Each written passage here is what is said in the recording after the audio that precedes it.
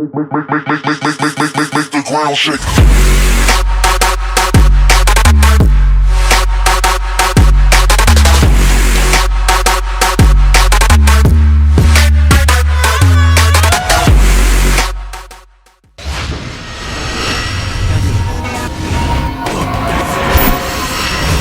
Allez, Paradise Live. Wassalam alaikum à tous mes très chers abonnés, c'est GameX13 et aujourd'hui les frères, on se retrouve pour une nouvelle vidéo et pour la suite de ma série tout simplement. Et aujourd'hui je vais vous parler de la zone 51. Mais avant d'aborder le sujet, je tiens à vous dire que je suis désolé si vous trouvez que mes gameplays sont des fois on va dire moyens, parce que tout simplement pour ceux qui le savent, j'ai 125 kbps. Bon, certaines personnes se tapent des barres sur ma gueule, mais j'en ai rien à foutre parce que eux, en attendant, ils auraient 300 kbps, ils joueraient même pas. J'ai 125 kbps et j'essaye de vous faire des gameplays et j'arrive à vous faire des gameplays à peu près propres, on va dire. Donc tout simplement, voilà les frères, je voulais avant tout vous expliquer le petit problème de gameplay parce que je suis pas chez moi, je suis chez ma tante, comme je vous le dis, je vous le redis les gars. Donc tout simplement, sa co est vraiment pourrie et en plus le pire c'est que je suis filaire, donc voilà. Bref. On va parler de la zone 51 les gars. Donc qu'est-ce que c'est que la zone 51 déjà? Donc c'est une base, c'était une base top secrète, qui n'est plus aussi top secrète aujourd'hui. Mais à l'époque, voilà, en gros elle était plus secrète. Maintenant on sait qu'elle est au Nevada. On sait à peu près où elle est. Bien sûr, personne ne peut s'approcher de la base parce qu'à plus de 20 km, il y a des surveillances tout autour. Aérienne, au niveau de l'aérien, tu ne peux pas non plus passer au-dessus. Donc tout simplement la base est sécurisée de ouf. Donc tout simplement, pourquoi cette base? Qu'est-ce qui se passe dans cette base? Donc tout simplement, cette base, elle a beaucoup servi les Américains, si vous voulez, à la guerre froide. Vous savez, quand il y a eu, on va dire, un petit problème avec les Russes et les Américains. Donc tout simplement, vous savez, les Américains, ils ont construit beaucoup de choses. C'est là où on a vu des ovnis à la télé, sur YouTube, sur Facebook. Maintenant, j'aimerais juste vous poser une question. La vidéo la plus vue sur Facebook, c'est un ovni qui s'est posé devant un gars qui le filme.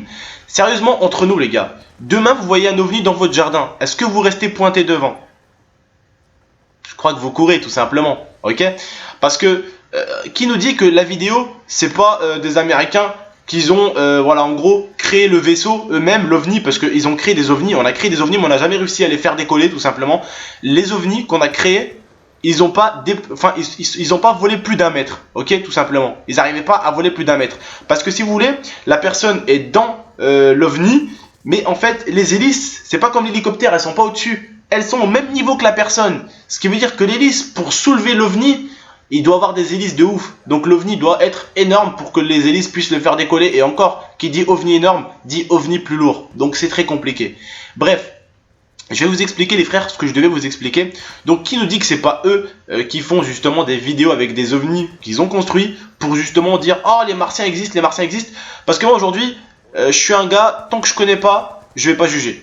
Ok, les martiens, j'y croirai le jour où j'en verrai un devant moi. Ok, tout simplement. Je vois un martien, j'y crois.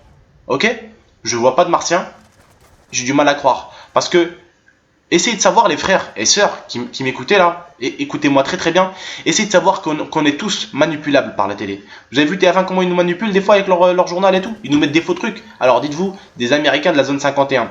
Je vais vous expliquer qu'est-ce qui travaille dans la zone 51. Déjà quand tu travaillais dans la zone 51, tu avais un truc, c'est que tu ne devais le dire à aucun de tes proches que tu travaillais dans la zone 51. Tout simplement, que tu travaillais pour le gouvernement. Au début, les Américains ont construit le premier avion pour surveiller les Russes, pour surveiller ce qu'ils font. C'était pas des avions d'attaque ni rien. C'était un avion qui pouvait voler à plus de 70 000 pieds. Tout simplement, c'était un avion avec des grosses ailes et ils essayaient de voler au-dessus de chez les Russes pour voir ce qu'ils faisaient. Après, ils ont construit le fameux Blackbird que vous connaissez. Ok, le Blackbird, vous le connaissez tous. L'avion de BO2, tout simplement. Eh ben, ils ont construit ça les Américains, sauf que là les Américains volaient à 125 000 pieds, donc ils volaient tellement haut, ils volaient hors atmosphère, ils volaient tellement haut que les Russes ne pouvaient pas les détecter, ok?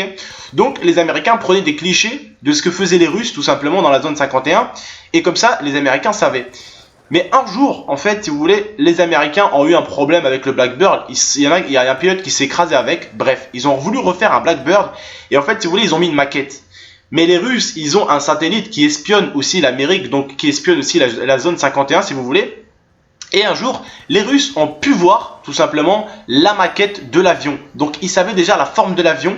Donc en gros, ils se sont prévenus qu'un avion de telle forme pourrait passer au-dessus, tout simplement. Et si vous voulez, en fait, les Américains ont entendu que les Russes ont entendu qu'ils avaient un Blackbird. Donc les Russes étaient au courant que les Américains avaient un Blackbird, mais les Américains étaient au courant que les Russes étaient au courant. Donc les Américains, qu'est-ce qu'ils ont fait? Ils ont construit des faux avions. Donc pendant qu'ils construisaient leur vrai Blackbird, ils faisaient peur aux Russes en construisant des faux avions. Je vais vous expliquer comment. Alors, il faut savoir que l'infrarouge, c'est une chose qui ne prend pas des photos, mais elle prend des photos de forme. Ok?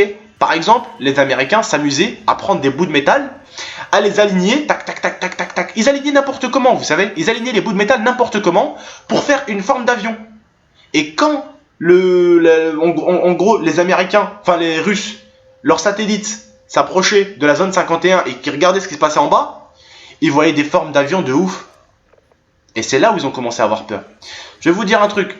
Les Américains, on a remarqué toujours que les ovnis volaient au-dessus de la zone 51 et pas loin. Qui vous dit que c'est pas eux qui utilisent ces ovnis? Qui vous dit que c'est pas eux qui tentent de faire des ovnis? Vous savez, on dit, dans les reportages donc, que j'avais vus, on dit que les Américains auraient inventé cette histoire d'ovnis pour se protéger contre les Russes à la guerre froide. Parce que, écoutez-moi bien les frères, aujourd'hui, je vais vous dire, moi les gars, me cherchez pas, j'ai un ovni. Tu vas dire, oh putain, lui il a un ovni. Tu sais, si je vous prouve, si je vous montre que j'ai un ovni, vous le voyez. Vous allez dire, oh putain, lui il a un ovni, je sais pas ce qu'il a comme arme, mais il doit avoir une arme de ouf. Tout simplement, le fait que les Américains, en gros, montrent à la télé qu'ils avaient genre des ovnis, bah les Russes, ça leur faisait déjà peur quand ils voyaient ça à la télé. Ils disaient, waouh, un jour les Américains, ils vont finir par les avoir, les Marseillais, ils vont finir par avoir les vaisseaux. Et tout simplement, ça créait une peur d'un côté et une peur de l'autre. C'était deux pays à l'époque, vous savez, qui se regardaient l'un et l'autre, l'œil dans l'œil, et ils attendaient que le premier attaque pour que le deuxième riposte. C'était vraiment une guerre de ouf. Donc voilà, c'était ça en gros la zone 51. Tout simplement, la zone 51, les frères, c'était aussi tu parles, tu te fais tuer, t'es éliminé. Ok? On vient, on te dit bonjour, vous voulez travailler pour nous? Travailler pourquoi? Ah, tu poses des questions? Au revoir. Il se barrait. Il ne calculait pas plus longtemps. Une fois, il y avait un mec justement dans le reportage qui disait qu'une fois il était au cinéma et une femme est venue s'installer à côté de lui, a commencé à le draguer et lui poser des questions sur sa vie. Le mec lui a dit, oh rien, je fais un cinéma. Enfin, je me fais un cinéma. Après, la femme lui a parlé. Et en gros, elle a vu qu'elle n'avait rien retiré et elle s'est barrée. Pourquoi? Elle attendait que le mec il dise, ah moi je travaille dans un base 51 et tout. Là oui, tu risquerais. Mais sinon, voilà, la base 51 en gros, il y avait des gens comme nous qui travaillaient, mais c'était un secret à garder. Les pilotes ne savaient pas ce que les mécanos faisaient, et les mécanos ne savaient pas ce que les pilotes faisaient. Les cuisiniers savaient ce qu'ils faisaient, mais ils ne savaient pas ce que les pilotes faisaient. C'était un secret. Quand tu es dans les airs et tu faisais un truc pour la zone 51, les mecs à terre, à part le chef, ne devaient pas le savoir. Il faut savoir aussi qu'il y avait des caravanes là-bas, donc ils pouvaient dormir là-bas, les gens. Enfin, ils dormaient là-bas et de temps en temps, ils allaient chez eux, donc avec un avion qui les raccompagnait. Mais ils ne savaient jamais réellement où ils étaient au début, parce qu'à l'époque, ils ne savaient pas où ils étaient. Ils prenaient un avion, ils montaient dans le désert, puis ils traversaient un désert. Après, voilà, ils se posent et ils les ramenaient à la zone 51. Donc voilà, tout simplement, la zone 51, c'est une zone, on va dire, américaine, on va dire secrète aussi, encore secrète. Il y a beaucoup d'avions, il y a peut-être des choses qu'on n'a jamais vues, des armes qu'on n'a peut-être même pas utilisées, des armes qu'on n'a même pas idée, et peut-être que les Américains, on ne sait pas. On sait pas. Parce que les Américains, ils ont des armes plus développées qu'ils ne veulent peut-être pas montrer aux yeux du monde. Parce que voilà, s'ils les montrent, la France les aura, les Russes voudront les avoir, les Chinois voudront les avoir. On ne sait jamais. On n'est jamais trop prudent. Voilà, la zone 51, si vous voulez, c'est une zone de secret. C'est une zone on va dire de recherche. C'est une zone de technologie. Voilà, ok? C'est une zone de technologie où on construit des avions, on construit des armes, on fait beaucoup de choses. Ok? Et comme je vous dis, les Martiens, moi personnellement, je n'y crois pas trop. Mais le jour où je vois de mes propres yeux, j'y croirai. Ok? J'y croirai le jour où je le verrai de mes propres yeux. Tout simplement. Voilà. Je pense que vous voyez mon point de vue. Après, si vous croyez aux Martiens, moi, ça vous regarde. Quand j'étais plus jeune, j'y croyais. Mais vous savez, à force de regarder des reportages, justement, ça me permet de me dire qu'il n'existe peut-être pas, tout simplement. Ok? Voilà. Chacun son point de vue. D'autres vont croire, d'autres vont pas y croire. Je respecte votre point de vue, tout simplement. Voilà. Et qu'est-ce que je voulais vous dire aussi? Bon, la zone 51, comme je vous dis, a été très surveillée par les Russes et les deux pays se surveillaient l'un et l'autre. Mais bon, il faut savoir que le métal du Blackbird a été vendu par les Russes pour les Américains aussi, quand même. C'est-à-dire que les sous, à l'époque, faisaient encore tout.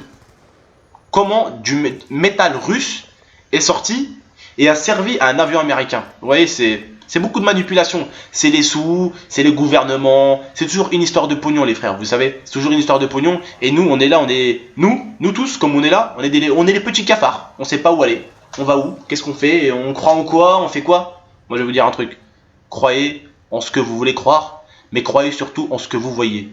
Tout simplement, les frères. Tout simplement. Aujourd'hui, moi, je suis musulman parce que j'y crois. Pourquoi? Parce que j'ai vu des histoires, on m'a dit des choses, et j'ai vu de mes propres choses, enfin mes propres yeux des choses. Tout simplement. Voilà pourquoi je suis musulman aujourd'hui.